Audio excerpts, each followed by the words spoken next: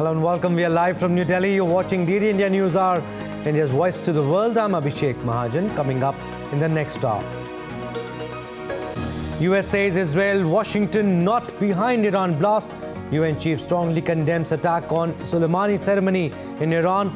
Iran vows to track down the attackers. Donald Trump appeals to US Supreme Court over Colorado ballot ban that ruled him ineligible for state ballot. India's External Affairs Minister Dr. S. Jaishankar begins two-day Nepal visit for the 7th meeting of India-Nepal Joint Commission. And in sports, India ahead in the second test against South Africa after 23 wickets fell and several records broken on day one at Newlands, Cape Town.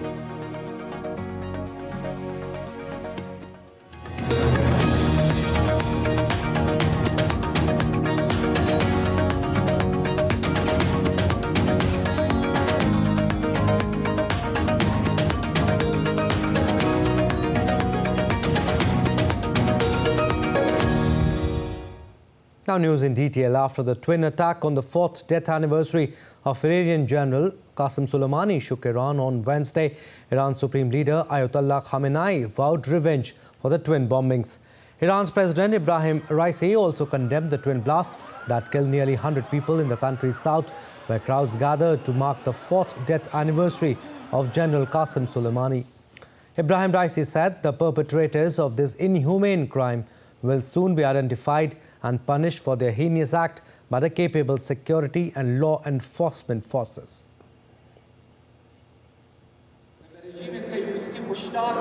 Don't doubt it.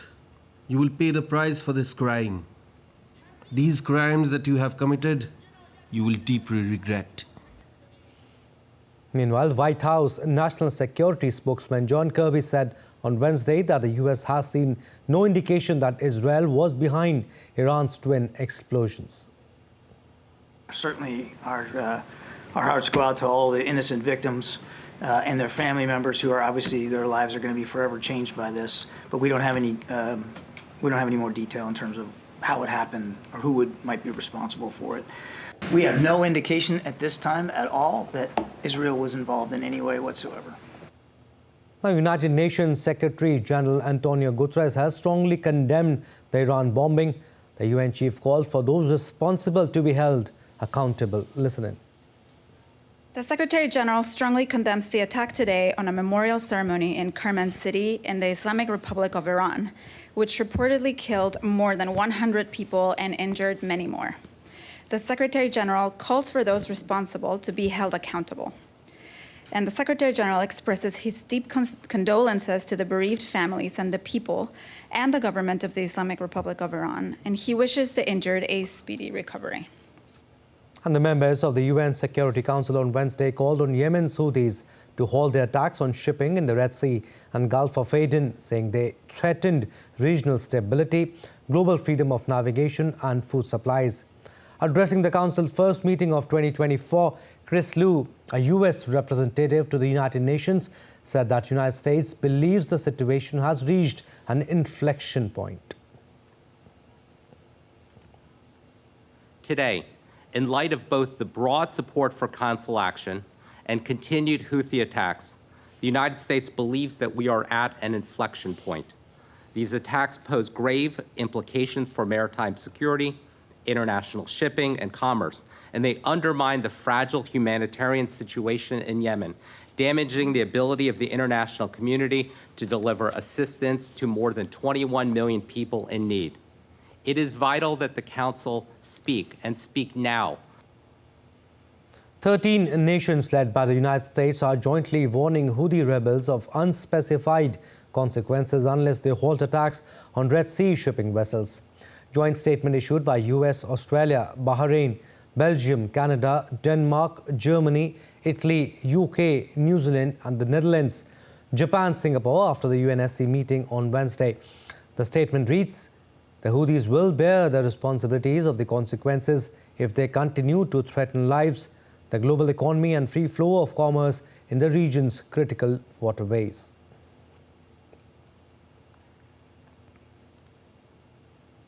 The U.S. will continue to maintain a significant military force presence in the Middle East amid the ongoing conflict between Israel and Hamas. White House National Security spokesman John Kirby said that U.S. remains focused to defend its national security interests. The United States remains focused on working with a range of partners to help Israel defend itself, to surge humanitarian assistance to civilians in Gaza, and of course to defend our national security interests in the region. That most certainly includes protecting the free flow of international commerce in the Red Sea. Now, to accomplish these goals, we have established and will continue to maintain a significant force presence in the Middle East.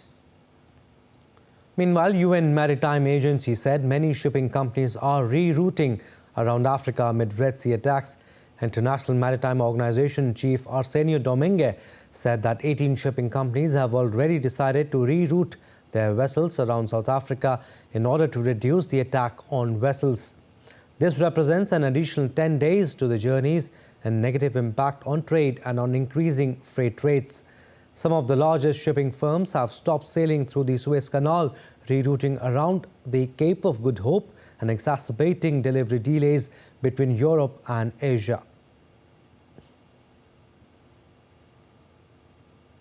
And in a biggest prisoner swap so far, Ukraine and Russia announced their first exchange of prisoners of conflict for nearly 5 months, with more than 200 freed by each side, after what Moscow said was a complex negotiation involving mediation by the United Arab Emirates.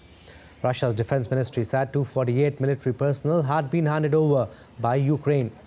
Despite the lack of any dialogue on how to end the 22-month conflict, Kiev and Moscow have held many prisoner swaps since the early months of Russia's invasion in February 2022. And prisoners embraced their loved ones after being reunited with them following the hostage prisoner swap between Russia and Ukraine.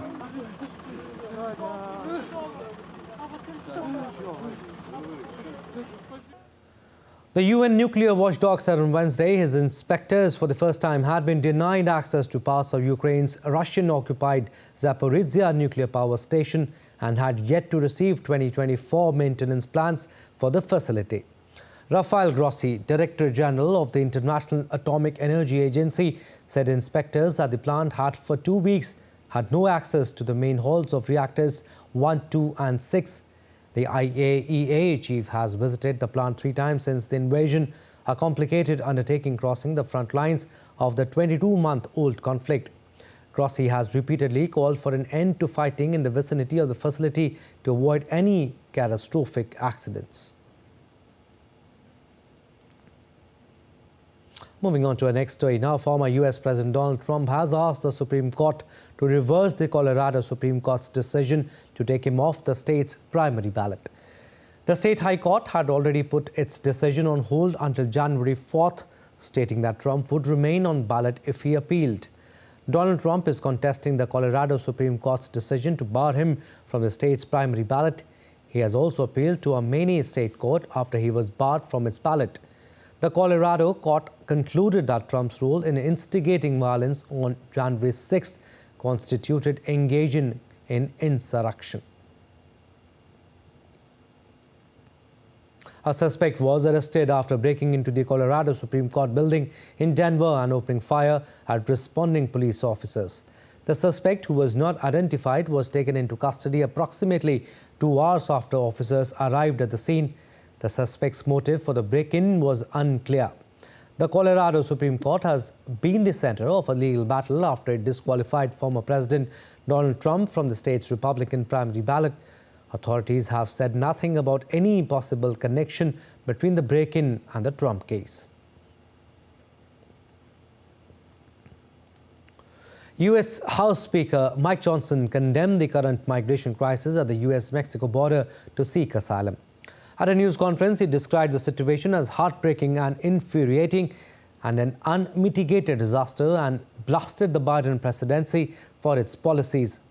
Though the arrivals have receded in the past week, paving the way for the United States to reopen legal border crossings on Thursday, U.S. and Mexican officials have agreed to strengthen efforts to curb the record migration, with Biden's cabinet scheduled to meet with Mexican leaders in Washington later in January. America is at a breaking point with record levels of illegal immigration. And today, we got a firsthand look at the damage and the chaos the border catastrophe is causing in all of our communities. The situation here and across the country is truly unconscionable. We would describe it as both heartbreaking and infuriating. Last month alone, we saw the most illegal crossings in recorded history. It is an unmitigated disaster, a catastrophe. And what's more tragic is that it's a disaster of the president's own design. And migrants from Ciudad Juarez, Mexico, waded through the Rio Bravo River and navigated a Texan barbed wire fence to surrender to U.S. authorities seeking entry into the country. Migrants negotiated with officers near the fence before being processed. Migrants also forced themselves over barbed wire and rushing towards the border wall. Following these events, additional barbed wire was installed along the river bank. Government data release indicates that U.S. immigration officials at the southern border are set to process over 300,000 migrants in December, marking a record high for monthly entries.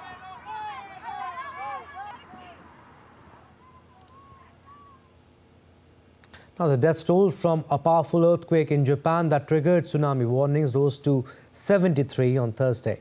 The death toll is expected to climb as rescuers battle aftershocks and poor weather to comb through rubble. Search for survivors under collapsed buildings is underway. More than 33,000 people have evacuated their homes and about 100,000 houses have no water supply. The full extent of damage and casualties remain unclear 3 days before the quake. After the quake, in fact, Japan's government has opened a sea route to deliver aid, and some larger trucks were now able to reach some of the more remote areas. Japanese Prime Minister Fumio Kishida announced plans to multiply the number of military and rescue personnel providing relief. The situation in the affected area is very challenging, but from the perspective of saving lives, we are making all efforts to rescue and to provide life-saving aid to as many people as possible before the crucial 72-hour period following the disaster lapses this evening. Now, the Japan Coast Guard plane that collided with a Japan Airline jetliner at Tokyo's Haneda Airport did not have permission to enter the runway, according to flight control communications released by Japan's Transport Ministry. Japanese authorities said the Japan Airlines flight was given permission to use the runway, while no clear takeoff approval was given to the Coast Guard plane based on control tower transcripts. All 379 people aboard the Japan Airlines plane were able to evacuate safely. 5 of 6 crew on the smaller aircraft were killed in the crash. Meanwhile, thousands of passengers were stranded at Tokyo's Haneda Airport on Wednesday following the deadly plane collision. Japan Airlines has estimated that the collision of its flight with the Japan Coast Guard aircraft would result in an operating loss of about $104.81 million. The loss will be covered by the insurance company, the company said, and the company is currently assessing the impact of the loss of the aircraft on the consolidated financial performance forecast ending March 2024. Japan Airlines also said it will disclose any necessary information immediately as they arise. All right, we'll slip into a very short break, but still to come on this edition of DD India News Hour. Argentine court suspends labor changes in a blow to President Milei's economic plan.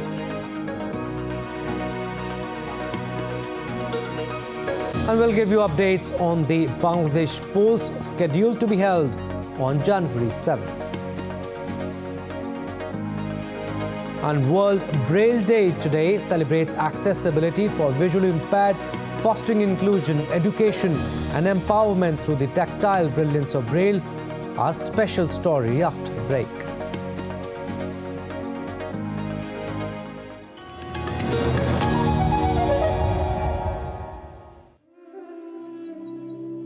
Take a front seat to witness the grandeur that is Odisha.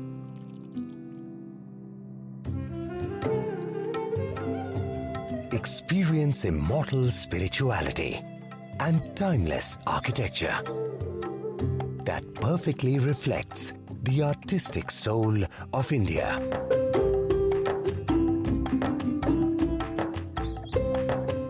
Get swept by its sun-kissed beaches. Take a walk on a bed of golden sand. Witness aquatic wonders.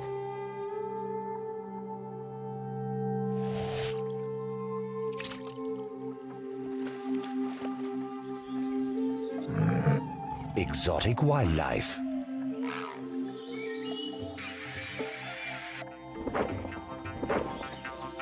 Odisha is home to an enduring cultural legacy.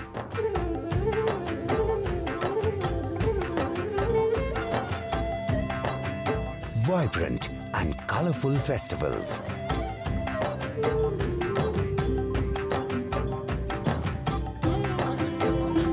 Captivating folk dances.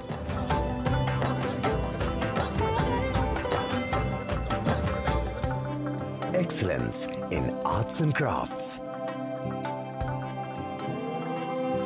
With flourishing eco-tourism.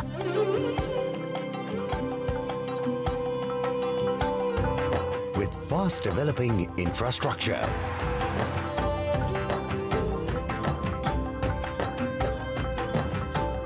Odisha is set for a promising new future. Welcome to India's best-kept secret.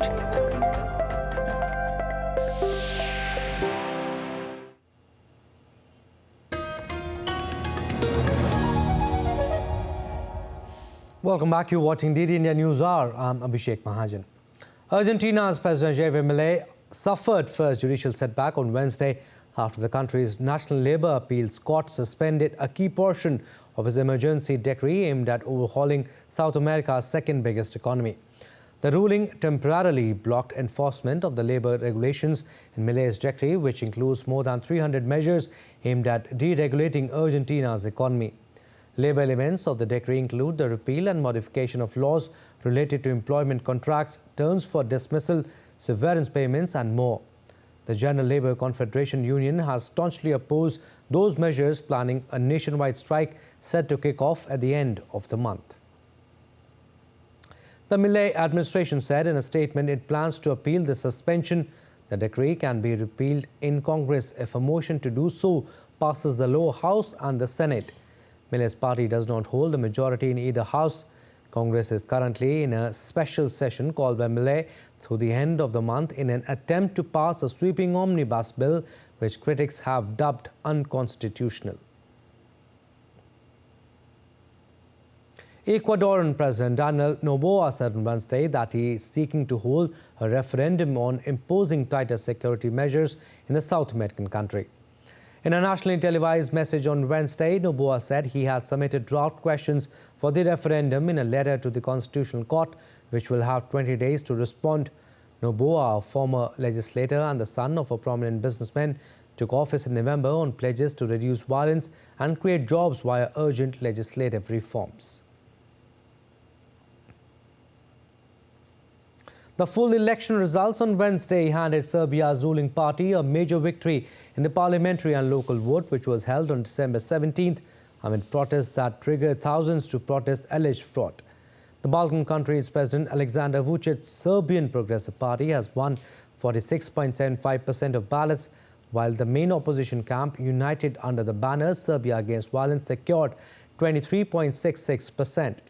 Opposition groups have contested the results, and Serbian Progressive Party demanded an international independent investigation from the European Union.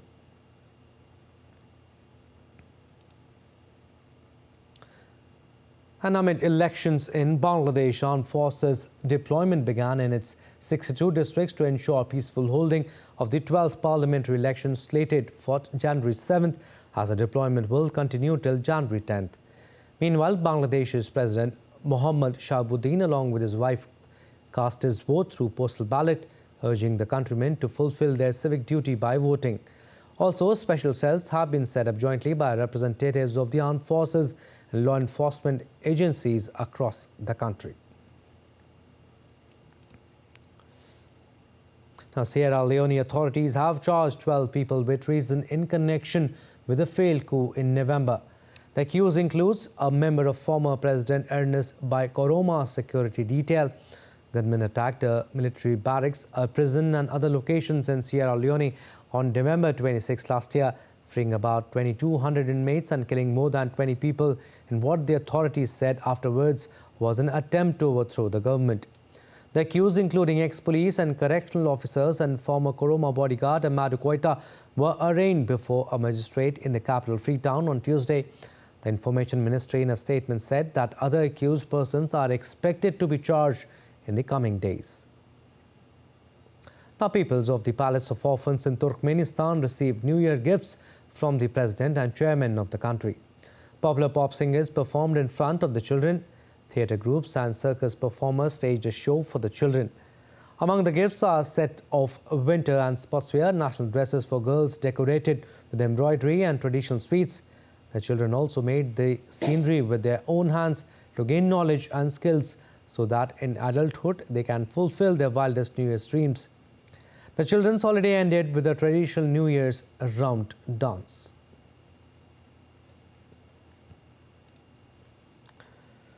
A US labor agency has accused rocket and satellite maker SpaceX on Wednesday of unlawfully firing 8 employees for circulating a letter raising concerns about founder and CEO Elon Musk. A regional official with the National Labor Relations Board issued a complaint claiming a SpaceX violated workers' rights under federal labor law to band together and advocate for better working conditions. If SpaceX does not settle, the case will be heard by an administrative judge whose decision can be appealed to the board and then to a federal appeals court. A hearing is scheduled for March 5th. The case is the latest to accuse companies run by Musk of violating employees' rights under labor and employment laws. South Korean and US troops held a joint combat firing drills in Pocheon near the border with North Korea to test and enhance combat readiness, simulating enemy aggression. The joint exercise involved heavy weapons and took place over a week starting December 29th and ended on Thursday. The allies have dramatically increased the scale and intensity of joint drills in the past year amid escalating tension on the Korean peninsula as Pyongyang tested both long-range ballistic missiles and tactical weapons designed to strike targets in the South and the Pacific.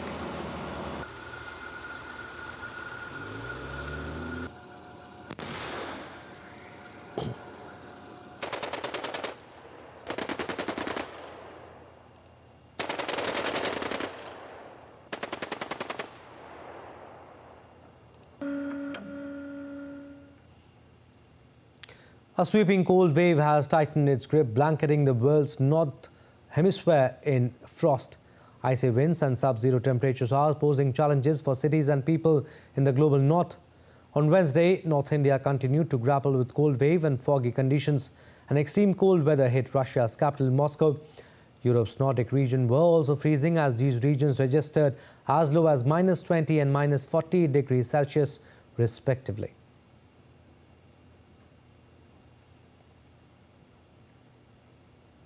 And floods triggered by Storm Heng continue to batter Britain's East Midlands. The storm has brought power outages. It has also disrupted train services. The authorities have issued a severe weather warning for the region. Large parts of England and Wales experienced strong winds and heavy rain during the storm. More than 250 flood warnings are in place in England, while thousands of homes are without power. The forecaster says further flooding, travel disruption and power cuts may occur. It comes as train services were slowly getting back on track after flooding and power failures on Tuesday and further disruption on some lines throughout Wednesday morning. The storm has now largely moved onto Scandinavia. Winds are forecast to be lighter and there will also be sunnier spells during the rest of the week. Hank was the 8th named storm in 3 months. It was named much later than usual hours before its impact because it was small and still developing early on Tuesday. The United Nations has designated 4th January as World Braille Day. Braille is essential in the context of education, freedom of expression and opinion as well as social inclusion. This day also marks the birth anniversary of inventor of Braille, French educator Louis Braille. Dear India correspondent Kriti Vadhera reports. It is World Braille Day, and we are joined by Dr. Bharati from CIT NCRT, and disability inclusion has been her forte. She has spent entire her journey in enabling teachers, educators for inclusive classrooms. Dr. Bharati, we welcome you on World Braille Day. And in India, according to the reports from National Program of Control of Blindness, it is said that 12 billion people are having this impairment of visual impairment, and 29% of the people can only make up to this education system. As an educator, professor by yourself, how do you see that this involvement of visually impaired children or people in classrooms can be enhanced? While teaching mathematics, if we are doing some worksheet or some activity in the classroom, say for example, in mathematics, we often teach children about the shapes, different shapes. So for this, what you have to do here, see, this is a worksheet where the children are expected to match the shapes. Now each shape is made tactile by again adding a favicol. So that is why I say involving children with blindness or visual impairment in the classrooms is so simple as compared to the other disability conditions. It is seen that the literacy rate when it comes to Braille in education system is just 1%. So what are the measures with which we can actually uplift this literacy rate in terms of Braille literacy? Yeah, see, you and I being sighted, we learn through print.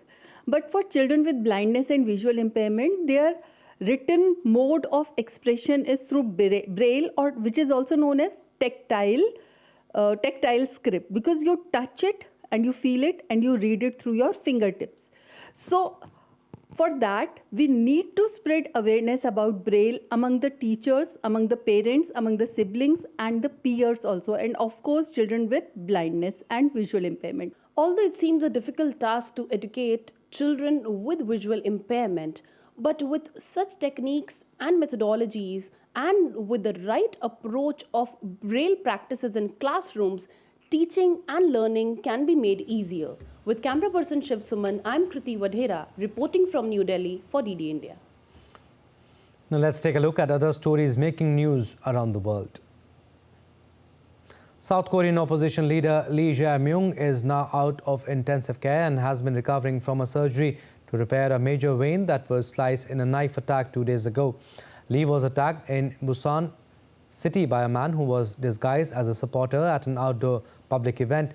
The assailant was quickly subdued and taken into police custody. The world's largest cruise ship docked in Puerto Rico ahead of its inaugural journey from Miami. Called Icon of the Seas, the ship is undergoing final inspections to ensure everything is ready for its debut journey. The cruise liner has 20 decks and it can accommodate up to 10,000 people. Researchers at England's Sheffield Hallam University have found out that a fingerprint test to check for breast cancer could eventually replace the mammogram. This move could increase the number of tests carried out and save more lives and money. Elvis Presley fans who missed out on seeing their hero when he was alive will be able to witness the king of rock and roll perform thanks to artificial intelligence. Elvis Evolution will be an immersive, interactive experience for fans to follow events through Presley's life and music.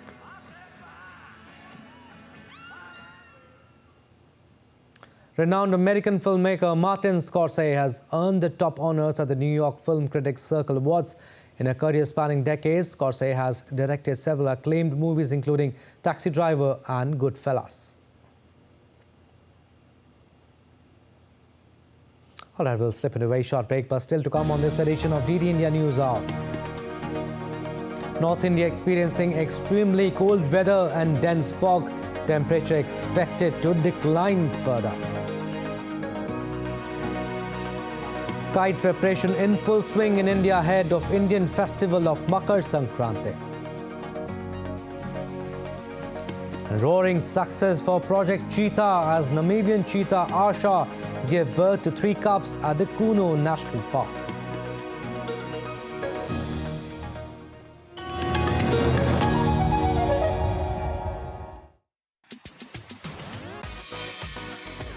India that invents. India that innovates. India that excites. India that invites. Land of possibility. Teeming with opportunities. Watch India Ideas each Thursday, 8 p.m. only on DD India.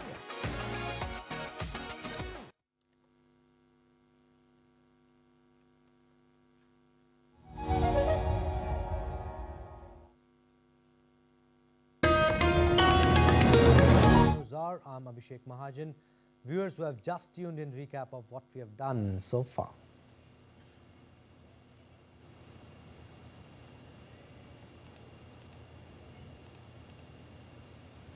US says Israel, Washington not behind Iran blast. UN chief strongly condemns attack on Soleimani ceremony in Iran. Iran vows to track down the attackers. Donald Trump appeals to US Supreme Court over Colorado ballot ban that ruled him ineligible for state ballot. India's External Affairs Minister Dr. S. Jaishankar is on a two-day Nepal visit for the 7th meeting of India-Nepal Joint Commission. In cricket, India ahead in the second test against South Africa after 23 wickets fell and several records broken on day one at Newlands, Cape Town.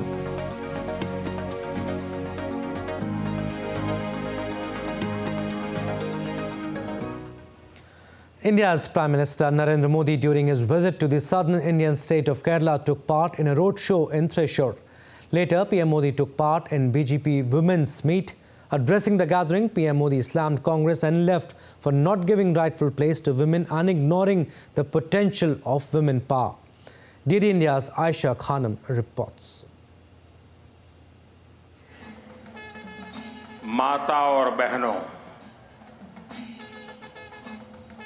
Kerala Thinley एंडे अम्मा मारे सहोदरी मारे. Indian Prime Minister Narendra Modi greeted the women gathering in Malayalam before starting his speech. The Prime Minister thanked women for arriving in large numbers to greet him in the land of Thrissur Puram, the world-famous festival. आजकल देश में मोदी की guarantee की चर्चा है, लेकिन मैं मानता हूं देश की नारी शक्ति विकसित भारत के संकल्प की सिद्धि की सबसे बड़ी गारंटी है. Prime Minister Narendra Modi lauded the sportspersons from India's Kerala who brought laurels to the nation. P.T. Usha, Anju Bobby George, actress Shobhana, entrepreneur Beena, cricketer Minu Mani and Maria Kutti, a widow who took on CPM government to fight for her entitled pension, also shared the dais with Prime Minister. The Prime Minister listed a series of initiatives which he called the Modi Guarantee taken by BJP government in past 10 years to help women. हमने 11 करोड़ परिवार की बहनों को pipe से पानी दिया. ये क्यों हुआ? मोदी जुड़े गारंटी. हमने केरला की 60 लाख महिलाओं के बैंक अकाउंट खोले. ये सफलता कैसे मिली? मोदी जुड़े गारंटी. हमने 30 करोड़ से अधिक मुद्रा लोन महिला लाभार्थियों को दिए. ये कैसे संभव हुआ? मोदी जुड़े गारंटी. हमने प्रेगनेंसी लीव को बढ़ाकर 26 हफ्ते किया. इसे किसे संभव बना दिया? मोदी जुड़े गारंटी. हमने सैनिक स्कूलों में बेटियों के एडमिशन का रास्ता खोला. ये कैसे संभव हुआ? मोदी जुड़े guarantee. The women from various fields who came to hear Prime Minister Narendra Modi were left inspired and committed to cause of nation building. Aisha Khanam, DD News, Thrissur. Indian Navy continues to monitor maritime security situation in North Central Arabian Sea and Gulf of Aden. Indian naval ships and aircraft remain mission deployed for maintaining enhanced surveillance and undertaking maritime security operations. In the last 1 week, Indian naval task groups have investigated large number of fishing vessels and boarded vessels of interest. Indian Navy remain committed towards ensuring safety of merchant shipping and seafarers in the region. And the Indian Cybercrime Coordination Center, or I4C, has said that the highest number of reported cybercrimes in 2023 were related to work from home or part-time job scams, followed by legal lending apps. I4C CEO Rajesh Kumar said that illegal lending apps are the second most commonly used tool by scammers, often operating from countries like China, Cambodia and Myanmar. 5,000 was the total number of complaints that are coming. Our estimate is that around 40 to 50% are originating from outside the country. But the rate of increase is decreasing. It's decelerating. It's not going exponentially, it is decelerating. So there is a point of inflection somewhere. So that was I was hinting at. Maybe because now in 2021, we had lesser number of people reporting. In 2023, we have a larger number of people reporting. Therefore, I use the term that it may be plateauing at. I cannot say for sure that it will not increase, but with the efforts that we are making, both ourselves, with law enforcement, with banking and telecom partners, we hope that these measures will help in reining in the volume of cybercrime. India's External Affairs Minister Dr. S. Jaishankar is on a two-day visit to Nepal's Kathmandu for the 7th meeting of the India-Nepal Joint Commission. On his arrival, Jaishankar tweeted saying, "Looking forward to the engagements over the next 2 days." The India-Nepal Joint Commission was established in 1987 and provides a platform for both ministers to review all aspects of the bilateral partnership. During the visit, the Indian minister will also call on the leadership of Nepal and meet the political leaders. Nepal's Minister for Foreign Affairs, Narayan Prakash Saud, held a meeting with former Indian diplomats to discuss Nepal-India relations, seeking suggestions on ways to improve them. Nepal is a priority partner of India under its Neighbourhood First policy. All right, let's go across to Kathmandu, where DD India's Shweta Singh is joining us live. Shweta, tell us his schedule today and significance of the visit. He has reached there and he'll review the overall state of bilateral relations and various areas of mutual cooperation. Yes, Abhishek, External Affairs Minister Jaishankar is received here in Nepal and he will be proceeding for meeting at 1 o'clock, where a joint commission meeting will happen, and the Nepali side will propose their agendas for the meeting as power trade. This time, the major focus of Nepal is to increase power trade with India. As they have always been saying, there's a power deficit between India and Nepal. So this power trade can compensate the deficit here. And if I must share with the public, it was like 11 billion energy trade that India imported energy from Nepal. So that was a huge chunk of money that Nepal earned from energy trade from India. So this time, again, in the Joint Commission, Nepal side is focusing on power trade. And we, as India here, there are several infrastructure projects that India is helping out Nepal government at suggestion of Nepal government at where they want infrastructures. So like ICP, Bhairwa, and already our ICP Nepal Ganj, these are like places where trade, land trade can happen. So focus is on trade this time and other infrastructure development projects that we call high impact development project in Nepal. So focus will be on this. And also, Shweta, the External Affairs Minister will also call on the leadership of Nepal and is also expected likely to meet prominent political figures? Yes, Abhishek. In fact, today he will be meeting President of Nepal and other political leaders. Basically, he has earlier also visited thrice This is the third visit in Joint Commission meeting. So his presence and interaction with political dignitaries here sends a very strong message that Nepal is very important to us. So today, after meeting all the important dignitaries, tomorrow we will be visiting Pashupatinath temple. That is a religious pilgrimage much sought in Nepal, where mostly Indian tourists, whoever comes to Nepal, for sure visits that.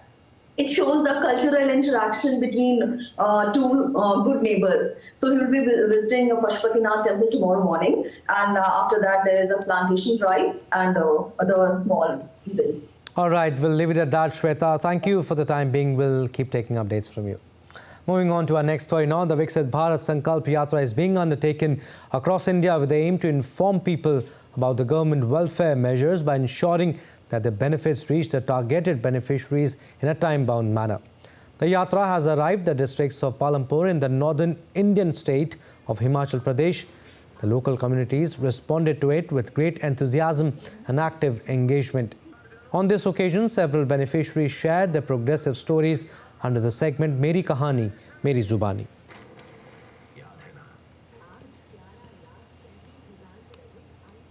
And India's Jammu and Kashmir will host the Mega Startup Expo on Thursday. India's Vice President Jagdeep Dhankar will attend the event where innovators will unveil their groundbreaking work spanning the sectors of agriculture, industrial biotechnology and space. In a historic moment for India's Jammu and Kashmir, a mega startup expo is set to unfold in the city of Kathua, marking a pioneering venture for the international border town. This Thursday, Vice President of India Jagdeep Dhankar will inaugurate the event.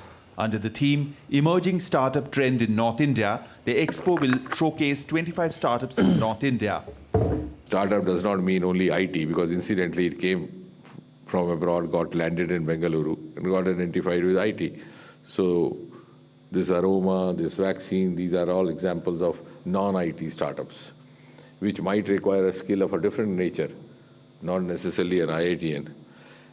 And that is one reason why they are choosing B towns to have these expos.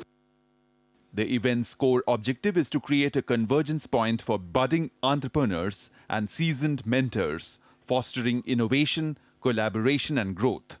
The selected startups will present various innovations during the expo, allowing attendees hands-on experiences with cutting-edge technologies. Just about 350 startups in 2014, we are more than 1 lakh. And that has also paved the way and sort of tried to give a different direction to the Indian mindset, that there is livelihood outside the government job, which could be sometimes much more lucrative.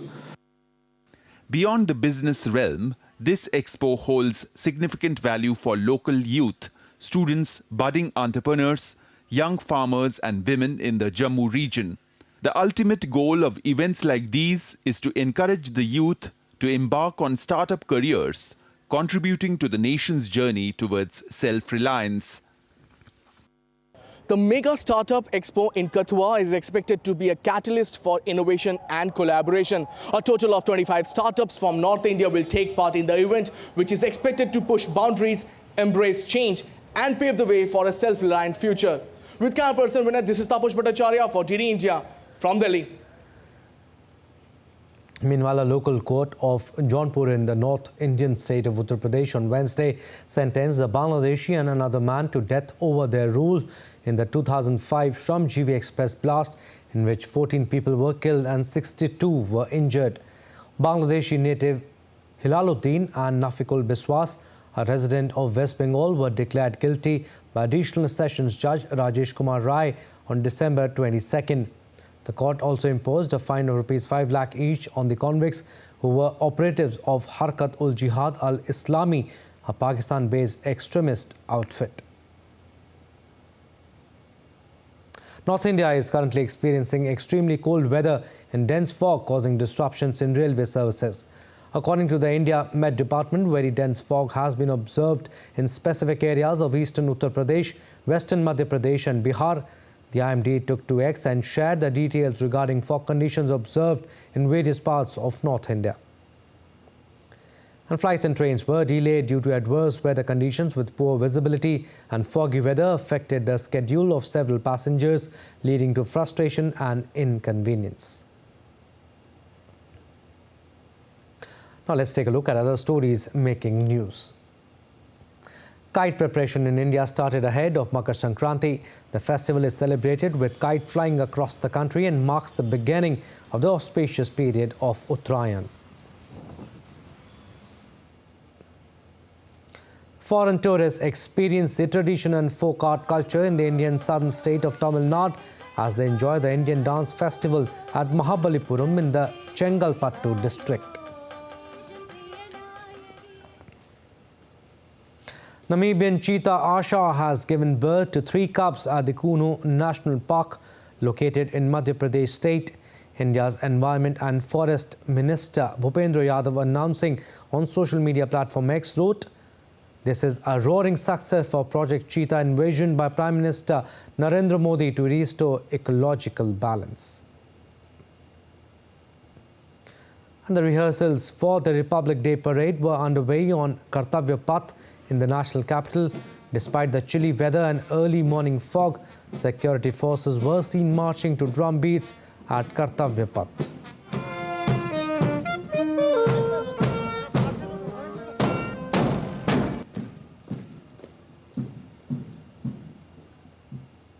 All right, time now for another short break, but still to come on DD India News Hour. Tokyo Stock Exchange marks moment of silence at 2024 opening session as a tribute to earthquake victims.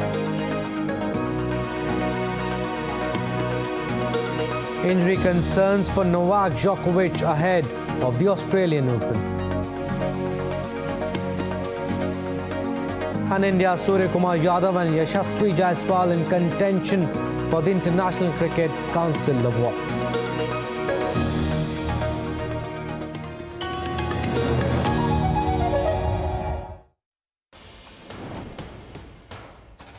Wherever news breaks, whatever it takes. Connecting corners, cutting across continents. Stories that matter from across the globe.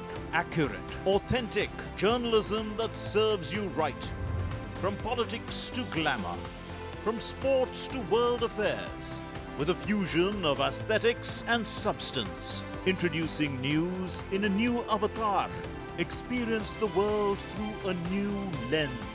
Stay tuned to DD India for an exciting journey beyond borders.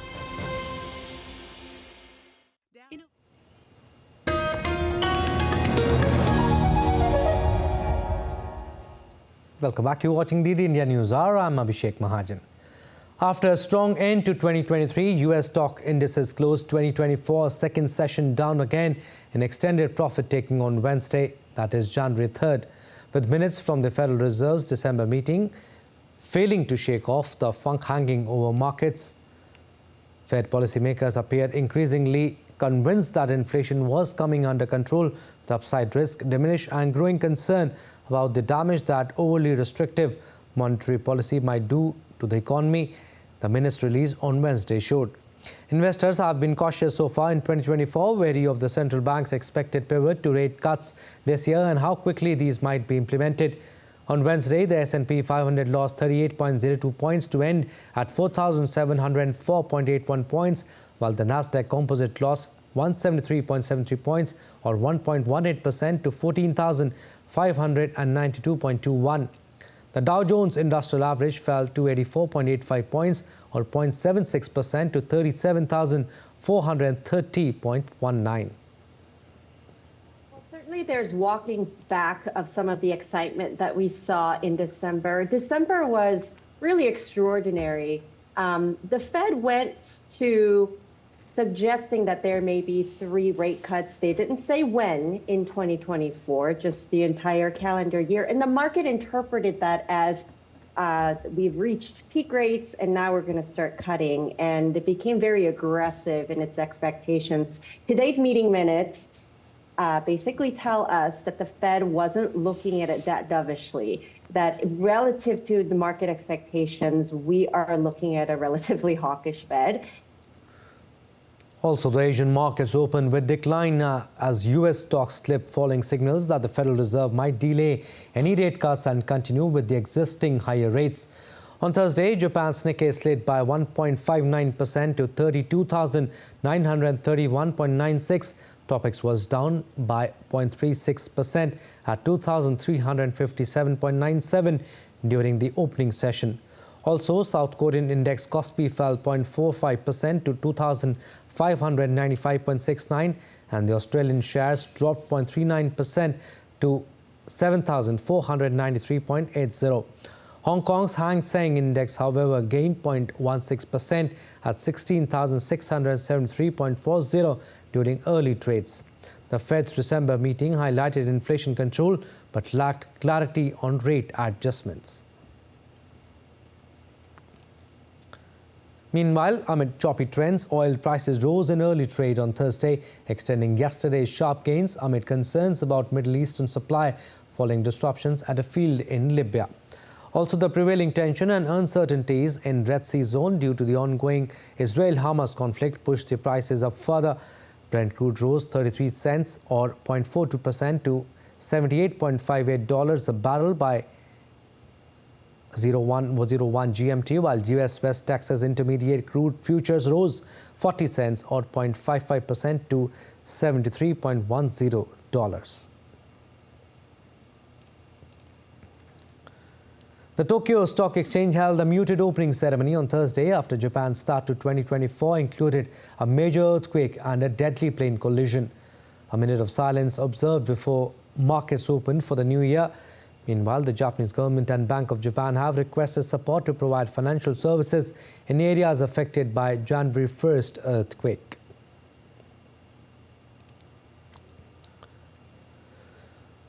American investment bank Goldman Sachs revised India's current account deficit forecast for the year 2024 to 1.3% of the GDP from 1.9%.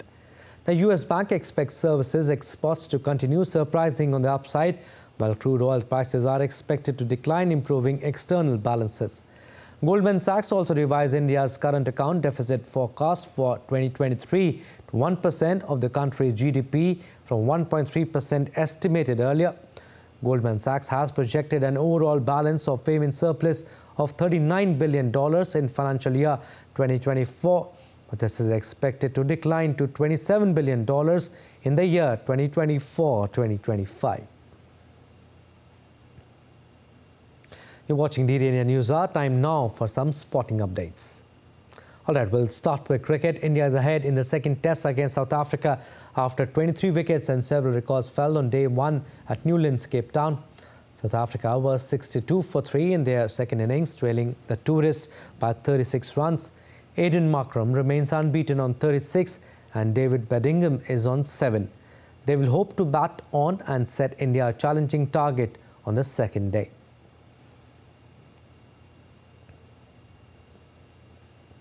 India's Surya Kumar Yadav and Yashasvi Jaiswal have been nominated for International Cricket Council Awards for their performances in 2023. Surya Kumar is among the 4 nominees for the ICC Men's T20 Cricketer of the Year. The other 3 nominees are Sikandar Raza of Zimbabwe, Alpesh Ramjani of Uganda and Mark Chapman of New Zealand.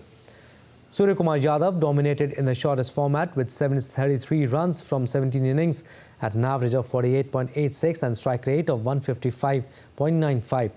The 33-year-old has also scored the second fastest 100 for India against Sri Lanka. Talking about Yashasvi Jaiswal, he has been nominated for ICC Emerging Men's Cricketer of the Year. Apart from Jaiswal, New Zealand's star batter Rachin Ravindra, South Africa's pace sensation Gerald Coetzee and Sri Lanka pacer Dilshan Madhushankar are the contenders for the award. Olympian Deepa Karmakar dazzled on day 2 of Gymnastics National Championship, taking home the gold medal in all-round competition with a stunning score of 49.55 points. Railways emerged champions in the women's team category with 182.60 points. Maharashtra finished in second position with 169.95, while West Bengal finished third with 166.80 points in the women's category at the Gymnastics Centre in Bhubaneswar. The host Odisha finished 4th with 164.65 points. Deepa Karmakar, who is representing Tripura, accumulated a total of 49.55. She recorded 13.40 on vault, 10.65 on uneven bars, 13.10 on balance beam and 12.40 on floor exercise.